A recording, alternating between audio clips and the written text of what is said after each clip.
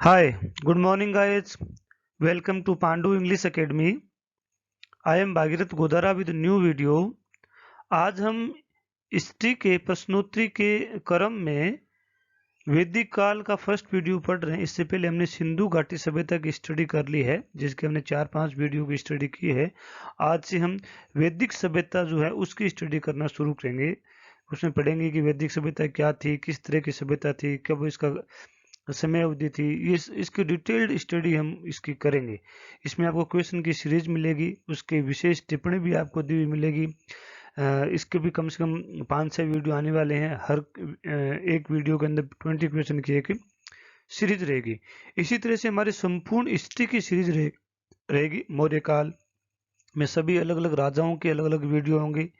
उनके प्रशासन का अलग होगा, उनके स्थापत्य कला, उनके साहित्य, उनका विज्ञान, इस तरह से सभी के अलग अलग होंगे। ऐसे गुप्त काल में होगा, गुप्तोत्तर काल में होगा, राष्ट्रकूट, चोल, पांड्या, चेर, पल्लव, इन सब की अलग अलग वीडियो होंगे। फिर अरब आक्रमण के, दिल्ली सल्तनत के सभी राजाओं के अलग अलग वीडियो होंगे, प्रशासन का अलग होगा। इसी तरह संपूर्ण हिस्ट्री की हम स्टडी इसी तरह से करते जाएंगे। हिस्ट्री के अलावा भी हम जियोग्राफी, पॉलिटिकल साइंस, साइको, इनके वीडियो भी इसी तरह से हम पढ़ेंगे। आगे इस वीडियो को देखें, और यदि आपको ये वीडियो अच्छा लगे तो लाइक करें, सब्सक्राइब करें, शेयर करें, कमेंट करें, अपने फ्रेंड्स से फॉलो करवाएं, उनके बीच में शेयर करें, इसे कमेंट करें, स्प्रेड कर दें, अपने फ्रेंड को बताएं, ताकि लोगों को इसके प्रॉफिट हो सके। ये सभी जो क्वेश्चन यहाँ आपको देखने को मिलेंगे, ये किसी न किसी एग्जाम में आए हुए क्वेश्चन है। राजस्थान के एग्जाम में, अदर स्टेट के एग्जाम में भी, और इंडिया लेवल के एग्जाम में भी, और विश्वस्त किताबों से लिए हुए क्वेश्चन है। और आपको इससे ये पता चलेगा कि एग्जाम में क्वेश्चन किस स्तर के पूछे जाते हैं। आगे बढ़ते हैं हम। यस, ऋग वैदिक संस्कृति का सर्वमान्य, वैदिक संस्कृति, मैंने वैदिक संस्कृति का पूछा है। वैदिक संस्कृति का सर्वमान्य कालखंड क्या है, मतलब अवधि क्या है इसकी। 1300 बीसी से लेकर 300 बीसी तक, 1500 बीसी से लेकर के 600 बीसी तक, 1000 बीसी से लेकर के 600 बीसी तक, 1500 से लेकर के 1000 तक। आगे देखते हैं हम आंसर इसका। 1500 बीसी से लेकर के 600 बीसी तक, ये वैदिक संस्कृति का पूछा है, न कि ऋग्वेदिक का और न उत्तर वैदिक काल का। वैदिक इसमें दोनों है। वैदिक संस्कृति को हम दो भागों में डिवाइड करते हैं, तो दोनों इसमें आ जाती है। 1500 से लेकर के और 600 बीसी तक हम ये ऐसा कह सकते हैं कि सिंधु सभ्यता के थोड़े ही समय बाद में वैदिक संस्कृति अस्तित्व में आ गई थी। सो ये इसका आंसर है। इस संस्कृति की जानकारी वेदों से मिलने के कारण इसे वैदिक संस्कृति कहा गया। अब इसका नाम वैदिक संस्कृति क्यों है? क्योंकि इस समय जो लोग थे, इनकी जानकारी जो है वो वैदिक साहित्य से मिली है, जैसे वेदों से मिली है। इसी की वजह से वैदिक संस्कृति कहा गया।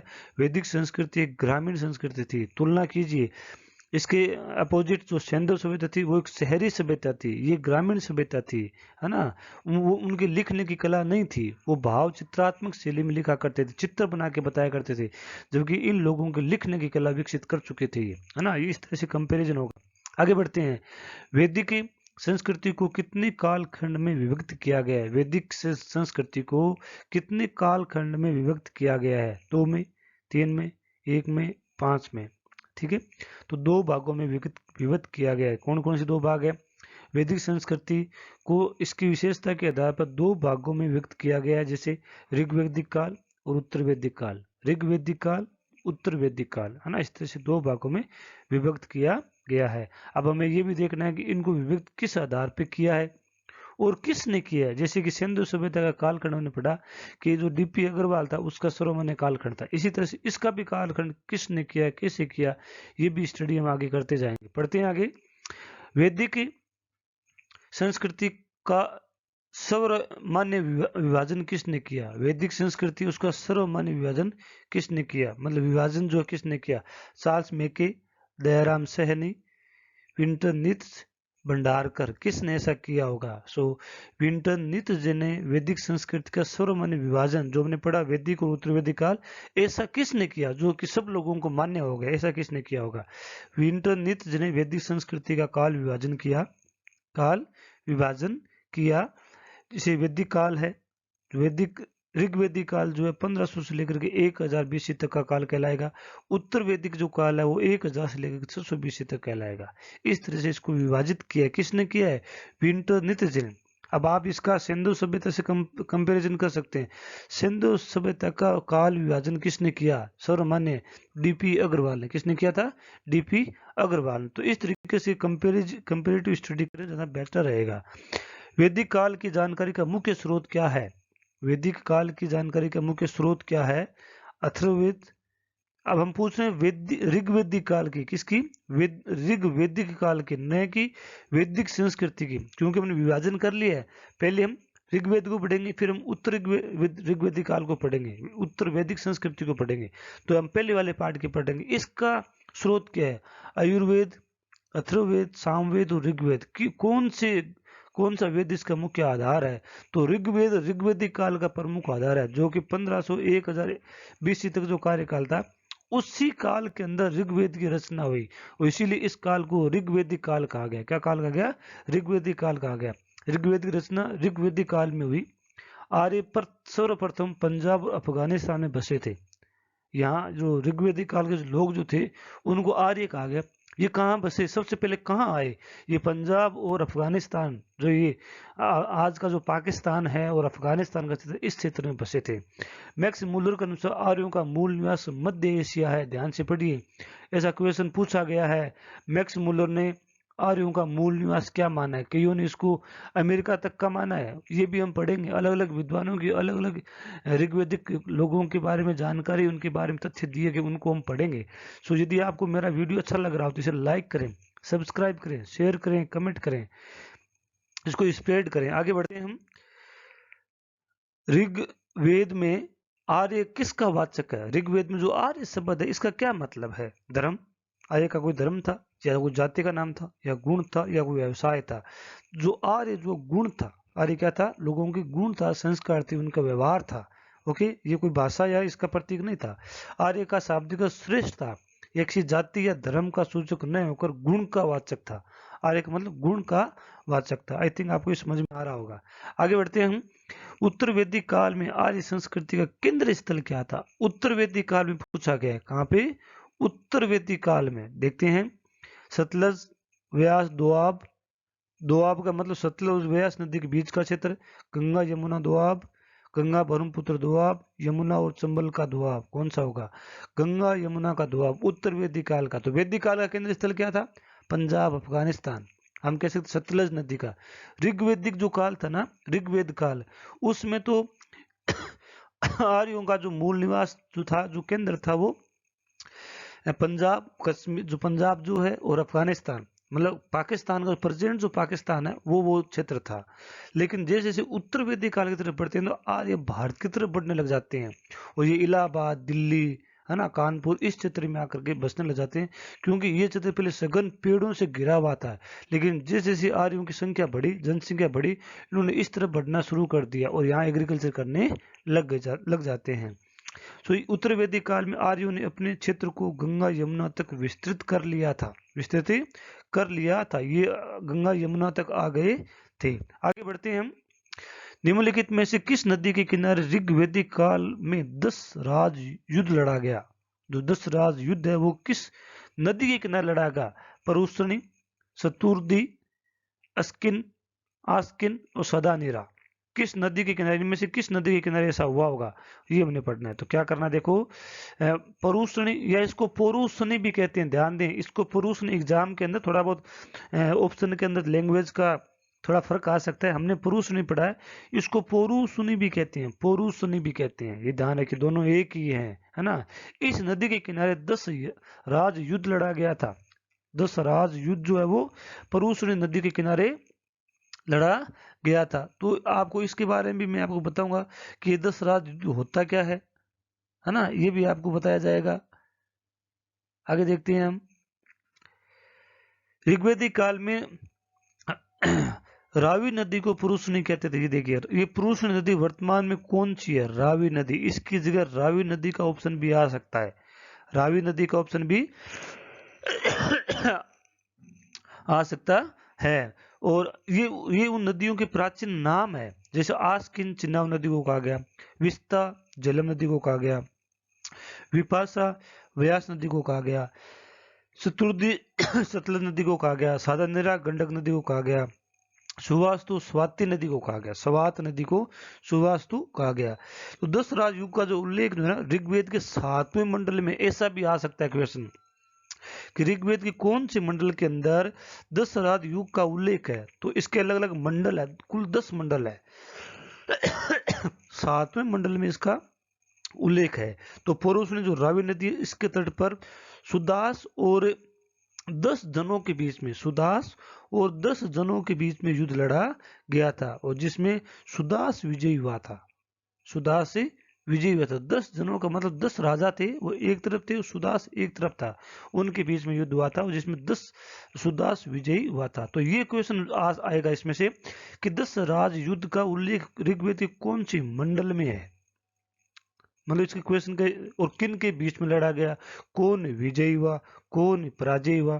तो सुदास और 10 जन थे, 10 जन का मतलब राष्ट्र, 10 राजा थे, उनके और सुदास नाम के एक राजा के बीच में रावी नदी के तट पे ऐसा युद्ध हुआ था जिसमें सुदास विजयी हुआ था, सुदास विजयी हुआ था। ये हमें ध्यान रखना। आगे बढ़ते हैं हम। ऋग्वेद के किस मंडल में पुरुष सूक्त मिलता है? पुरुष सूक्त जो है ऋग्वेद के कौन सी मंडल में मिलता है? तो पढ़ते हैं कौन सी मंडल में है। 8वां, 10वां, 7वां, तीसरा। सो 10वें मंडल के अंदर पुरुष सूक्त मिलता है। क्या मिलता है?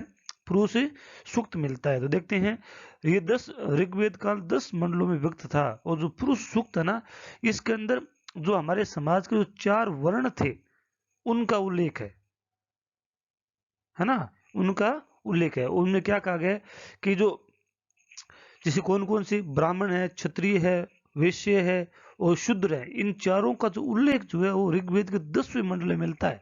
ऐसा क्वेश्चन पूछा जाएगा कि ऋग्वेदिक काल के समाज की वर्ण व्यवस्था का वर्णन ऋग्वेद के कौन से मंडल में मिलता है? तो 10वें मंडल में ऐसा मिलता है कि समाज 4 वर्णों में विभक्त था। इस तरह का उल्लेख मिलता है। आगे बढ़ते हैं हम।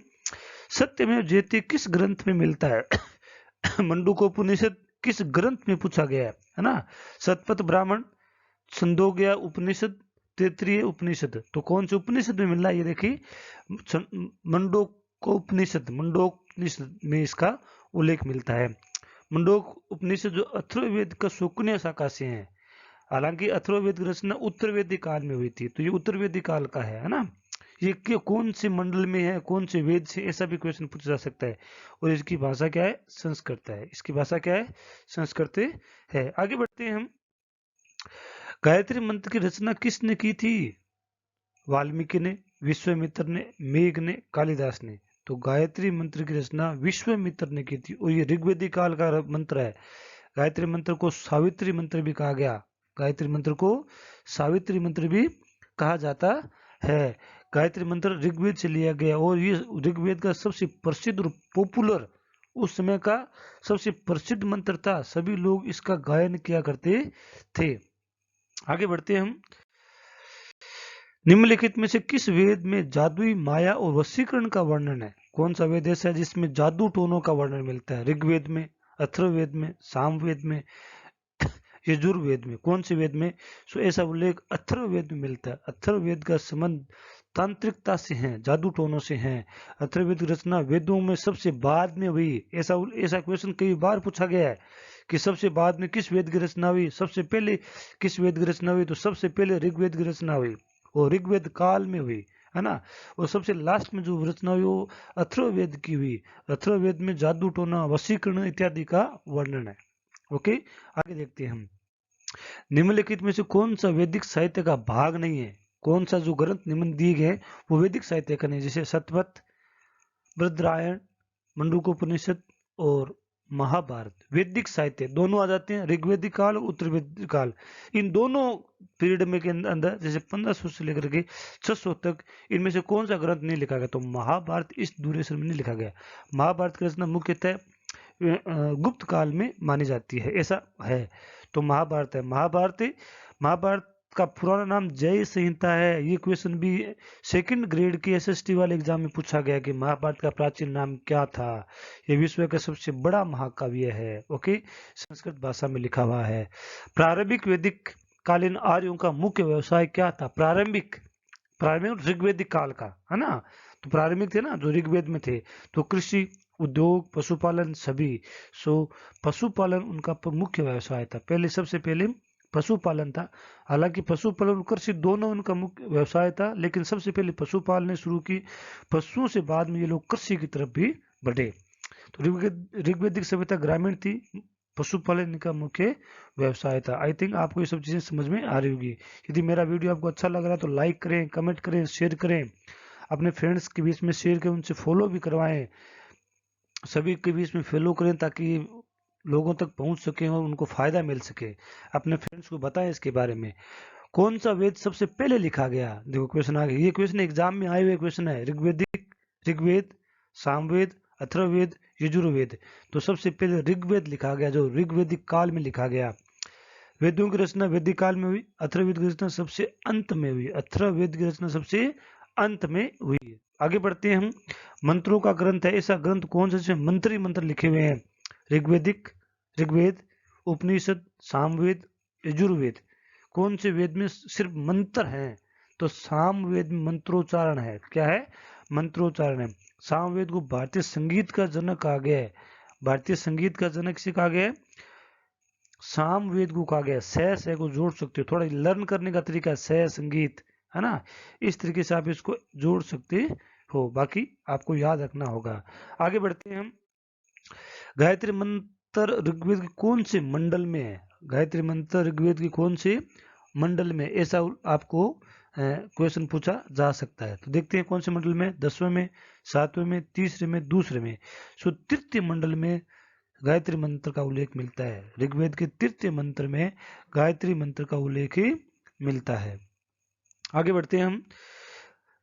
गायत्री मंत्र सावित्री या संवृत ऐसा लिखा हुआ भी आ सकता है। सावित्री या यहाँ पर संवृत भी लिखा हुआ आ सकता है, जिसे उषा की देवी कहा गया, जिसे सूर्य काल, उषा का मतलब सुबह की देवी कहा गया है।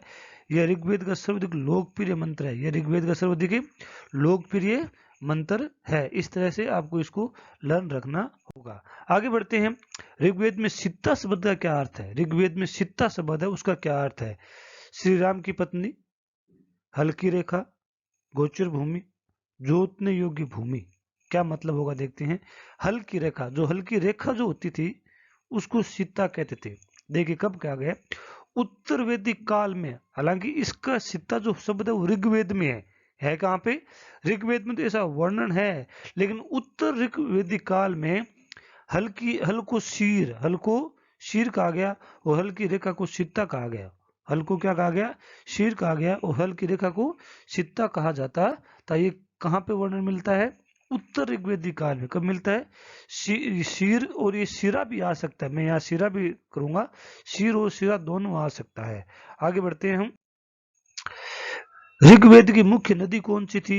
यमुना, गंगा, सरस्वती, चंबल। तो क्या थी? सरस्वती नदी सबसे अधिक बार सरस्वती नदी का उल्लेख मिलता है ऋग्वेदिक काल में। सबसे अधिक बार सरस्वती नदी का उल्लेख मिलता है और गंगा नदी का सिर्फ एक बार उल्लेख मिला है।